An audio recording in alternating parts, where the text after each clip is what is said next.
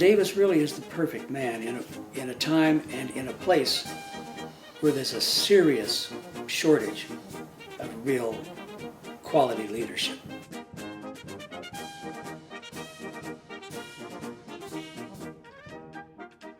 He really represented everything that the plantation South was about, right? He really believed in patriarchy, he believed in hierarchy.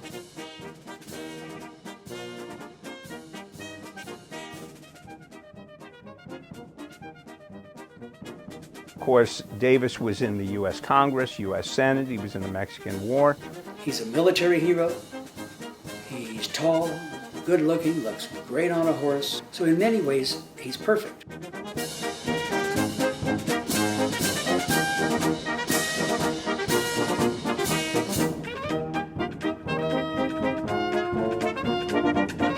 Jefferson Davis, the future president of the Confederacy, was born on June 3, 1808 in Christian County, Kentucky.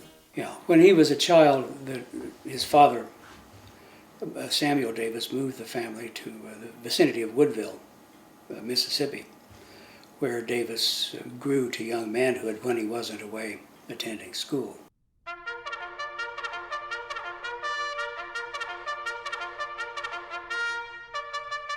Jefferson Davis's older brother, who was really a mentor and a father figure to him, Joseph Davis, managed to secure for Jefferson Davis an appointment to the military academy at West Point in, I believe, 1824.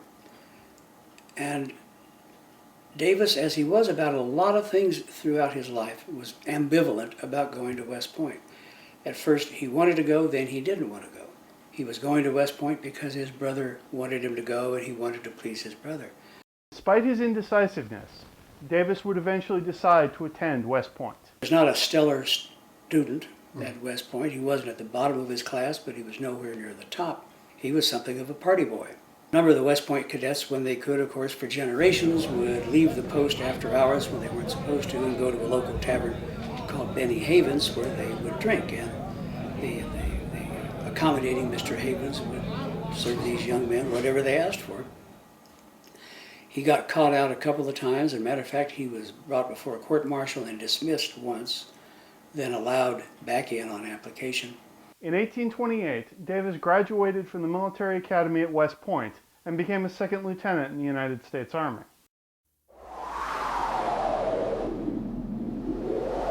In 1831, Davis was assigned to Fort Crawford at Prairie du Chien, Wisconsin.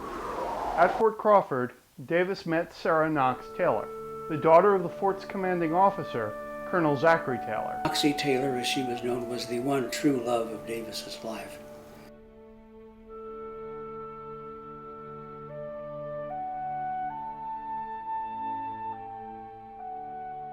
Colonel Taylor did not approve of the relationship between Davis and his daughter. He arranged for the young lieutenant to be transferred to another assignment. Rather than accept his transfer, Davis resigned his commission and remained at Prairie du Chien. He finally persuaded her family to allow her to marry him. They were married in Kentucky, and he then persuaded her that it was safe to go back to the plantation his brother had set up for him in Mississippi, not far from Vicksburg. Even though this is the summer in the South, even though Davis himself knew from experience that the summer in the South was the fever season, and he would himself manage to be away from that plantation in the summertime. She went south with him, and within a matter of 3 months, they'd both been infected with malaria. She died. He survived. Sarah's death devastated Davis. Many years later, the sight of her slipper was enough to cause him to pass out from grief.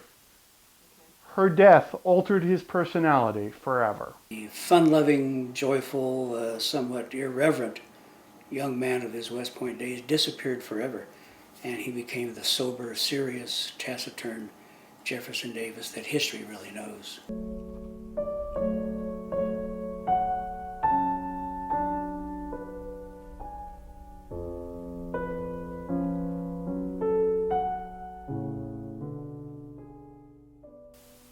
For the next 8 years, Davis lived in what he would later describe as great seclusion on his plantation in Mississippi. Gradually, Davis would begin to emerge from his shell. In 1843, he would run for a seat in the Mississippi House of Representatives. He lost this election, but at Christmas time visited his brother Joseph in Natchez and met Verena Banks Howell, the daughter of a family friend, Major William Howell. Verena was in many ways a 20th century woman. She was bright, she was alert, she was accustomed to being involved with the men in political discussions of the day. Though he was 18 years older than she was, Davis was intrigued by her intelligence and personality. Less than a month after meeting her, he proposed marriage and she accepted. A year later, they were married. Relationship was very interesting from a 21st century perspective. Had very specific ideas about womanhood. He really represented everything that the plantation South was about, right? He really believed in patriarchy, he believed in hierarchy, and this was a hierarchy that was not only based on race, but based on sex, right? So that women were ultimately dependent on and subservient to men, right? He was the authority in his household. And Verena Howell Davis was not particularly interested in submitting to her husband. So they had quite a rocky marriage. They separated twice. Davis left her at home in Mississippi once he's serving in Congress and went to Washington rather than take her with him because she was, as he put it, so querulous. After the second separation, I think Verena Davis came to the conscious decision to save the marriage by playing the game. And thereafter, she spent years and years being the subservient, obsequious wife. In 1846, a year after they were married, Davis re-enlisted in the Army. The United States was at war with Mexico, and by fighting in this war, Davis hoped to win honor and glory for himself. Davis was given command of a regiment of volunteers and assigned to the army of his former father-in-law, General Zachary Taylor. Taylor blamed Davis for the death of his daughter. Davis's regiment would distinguish itself at the Battle of Buena Vista on February 22, 1846. Davis's regiment was where the fighting was the hottest, and they defeated first one column of Mexican attackers and then a second. Davis himself was wounded in the foot and had to be carried off the battlefield.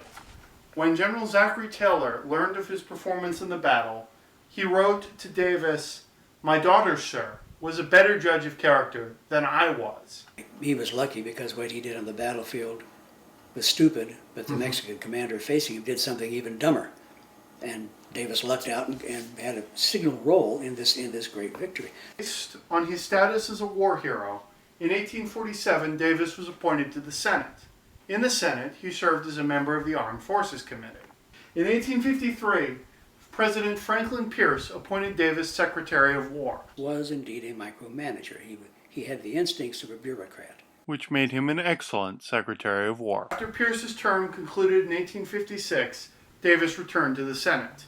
He was still serving in the Senate when he learned of the election of Abraham Lincoln in 1860. December 1860, South Carolina seceded from the United States. So in January, 5 other states seceded from the Union. One of those 5 seceding states was Davis's home state of Mississippi. Davis would later recall that the day he learned of Mississippi's secession was the saddest of his life. Nevertheless, he wrote a letter to the governor stating, "Judge best where Mississippi needs me and place me accordingly." Davis was resigning from the Senate. Delegates from the 6 newly independent states were meeting in Montgomery, Alabama. They created the Confederate government and the Confederate States of America. And Montgomery sort of became, by default almost, the capital of the Confederacy because that's where those men convened. There wasn't a lot of talk about Davis in Montgomery, Alabama. Most people apparently thought that the president would come from Georgia because Georgia was the biggest state. And Georgians mostly seemed to think the president would be former Senator Robert Toombs, who fit this kind of mid-19th century ideal of the larger-than-life man, boastful, outgoing, the master of the bon mot, the life of the party, a great backslapper and a great campaigner. Toombs had a problem with drink. He couldn't handle it. And a day or two before the president was to be chosen by this small convention, he got drunk at a party and made a fool of himself. So Toombs almost virtually drank himself out of the presidency. Into this vacuum that a man from Mississippi comes riding up with a letter Davis has written to him in response to some questions, and the letter says, among other things, would have preferred to be a general in the field rather than to be president, because he felt that's where his inclinations and his skills were. But if my country calls, I can't say no. And Davis really is the perfect man in a time and in a place where there's a serious shortage of real quality leadership. He's a plantation owner and a slave owner, so he's part of the group who are bringing about this new experiment. He's a military hero. He's tall, good looking. So in many ways, he's perfect. And when his name is put in nomination, it almost immediately carries the day.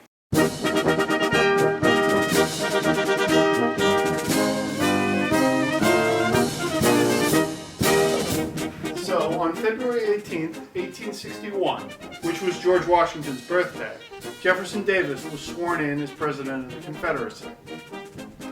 In his inaugural address, Davis stated that the South wished to live in peace with all the nations of the world, but would fight for its independence if it had to.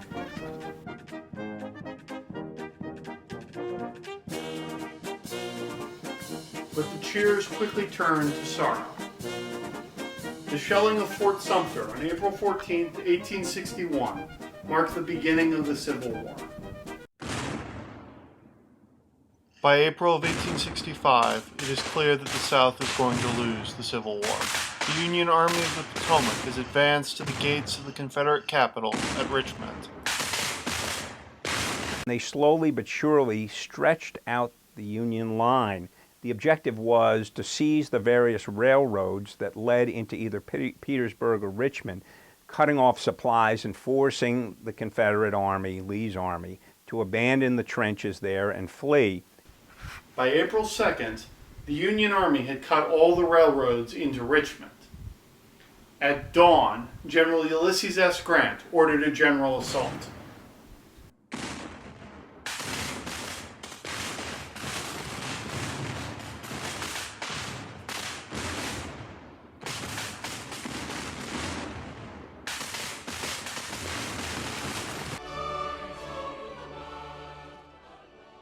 On the morning of April 2nd, Jefferson Davis was attending church at St. Paul's Episcopal.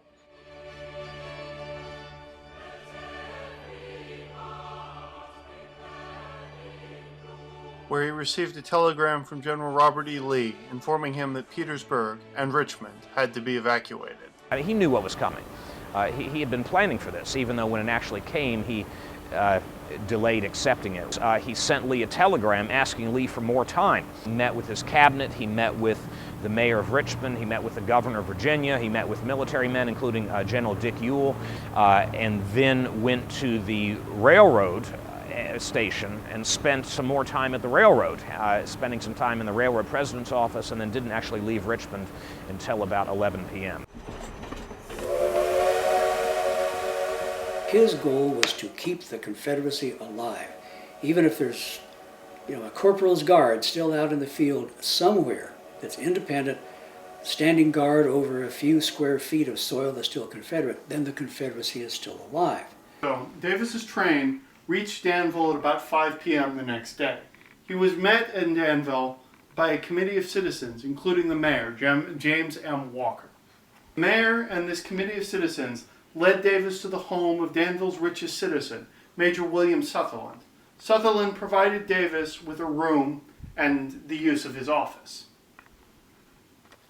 Davis spent the next 7 days trying to rally the citizens of the Confederacy to continue the fight. To this end, he published a proclamation declaring that if we but will it, we are free. But Davis was not in a comfortable position. It had been several days since he heard from General Robert E. Lee. On April 7th, he convened a cabinet meeting in the Sutherland House to discuss the situation. While they were meeting, a young sergeant, John Sergeant Wise, the son of a former governor, was led into the house and presented to Davis a report on the condition of Lee's army. Sergeant Wise told Davis that after the fall of Petersburg, Lee had attempted to move south to link up with him at Danville. However, General Ulysses S. Grant had blocked Lee's path to the south. Lee therefore had moved to the west, toward Appomattox Courthouse. By the morning of April 9, 1865, Lee's army was surrounded at Appomattox. In an attempt to break this encirclement, Lee launched a desperate assault.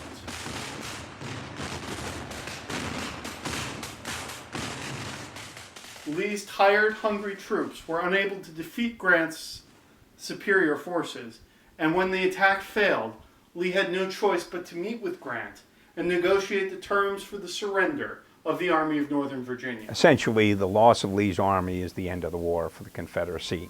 Lee's army had become, in the minds of Southern people, in the minds of Confederate people, to be, it was the symbol of Confederate sustainability, the Revolution's survivability, and once Lee's army was defeated, the cause was lost.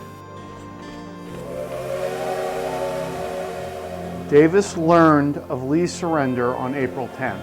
Still determined to continue the Civil War, Davis headed south, hoping to meet with General Joseph E. Johnson. Johnson was the commander of the South's largest surviving army. At the beginning of the Civil War, Davis and Johnson had had a strong relationship. They had known each other during the old Army days, and Davis had appointed Johnson commander of one of the South's field armies. However, in the winter of 1861, a series of misunderstandings and miscommunications between the two men had significantly undermined their relationship. By 1865, Davis and Johnson were at each other's throats. Their meeting on April 10, 1865, would prove just as contentious as previous engagements. Johnson urged Davis to negotiate terms of surrender with the Union, which Davis refused to consider. I think he was constitutionally incapable of giving up. Part of the reason being that he viewed the Confederacy as his creation. The Confederacy was his child, just like one of his sons. And Davis is a man who will have 4 sons and will see all of them die. And I think to him it was no more conceivable that he could oversee the death of the Confederacy than that he could willingly give up one of his sons to die. Davis eventually agreed to allow Johnson to meet with William Tecumseh Sherman, the commander of a Union army. Davis remained at Johnson's headquarters in Greensboro for a few days and then headed south on April 15, 1865. In Washington, D.C., President Abraham Lincoln was taking in a night at the theater to celebrate his victory. During the third act, a young actor named John Wilkes Booth ascended the staircase to the president's box and shot the president in the back of the head. Lincoln died the next morning. Lincoln's assassination would greatly intensify the manhunt for Jefferson Davis. Many Northerners believed that Davis was the mastermind behind Booth's plot to assassinate the president. But Davis would only learn of Lincoln's assassination on April 20th. Davis's reaction to this assassination was somewhat mixed. He believed that Andrew Johnson, Lincoln's successor, was a beast of a man, but that he would ultimately have less influence on the government than Lincoln did. Davis also hoped that Lincoln's assassination would inspire the South to rise up and continue the fight. Hope would prove vain, however. On April 26th, General Johnson had met with William Tecumseh Sherman at Bennett Place, North Carolina, and surrendered his army. When Davis learned of this, he headed south into Georgia. Who becomes, really after February or March 1865, intermittently, I think, delusional. We'll start talking about riding across Georgia and Alabama and Mississippi, and that phantom legions of Confederate men who had deserted or who had been sent home sick or furloughed ill, or men who'd avoided the draft because they were Unionists, would suddenly take heart and come out of the hills to form a new army with him as its nucleus. That's just a pipe dream. May 4th, Davis reached the small town of Washington, Georgia. There he convened a meeting of his cabinet in the courthouse. He tried to convince his cabinet to cross the Mississippi with him and continue the Civil War. All saying the game is over. It's time to give up. It's time to get you out of the country, and time to surrender our forces everywhere they tried to convince him to take a ship to Havana, Cuba. When Davis left Washington that same day, he seemed to be following their advice. It's pretty evident that in fact he's talking about using that boat to get across the Gulf of Mexico to Texas, where there is still, he believes, a large Confederate army under General Kirby Smith.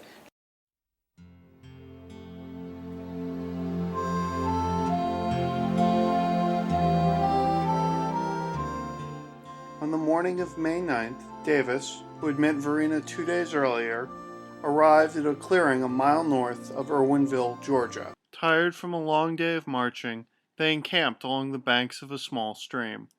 Unbeknownst to the Confederate president, for several days he had been pursued by 2 regiments of Union cavalry.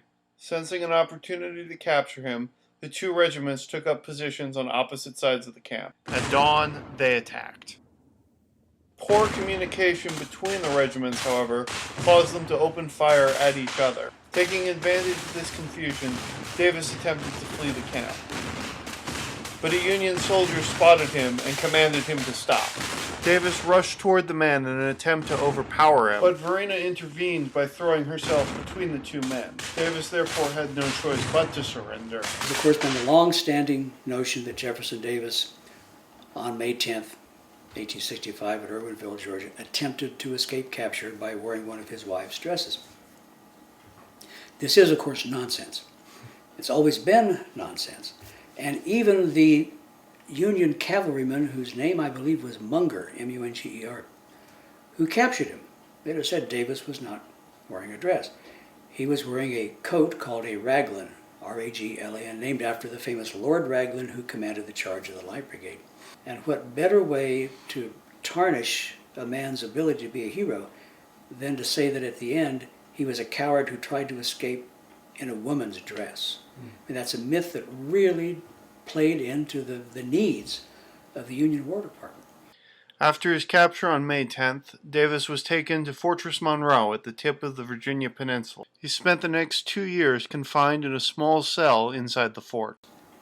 You can't execute Jefferson Davis. Lincoln wanted Davis to escape.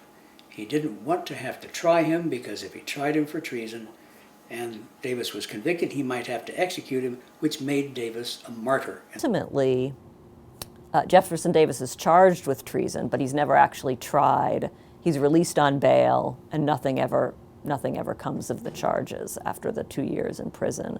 After his release, Davis and Verena spent several years traveling in Europe. After his return to the United States, Davis became the president of an insurance company.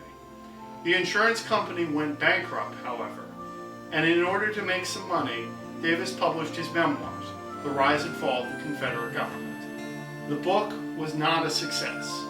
However, the wealthy widow Sarah Dorsey left Davis her plantation, so he lived out the final years of his life in relative comfort. Davis died in 1889 and was buried in Hollywood Cemetery in Richmond, Virginia.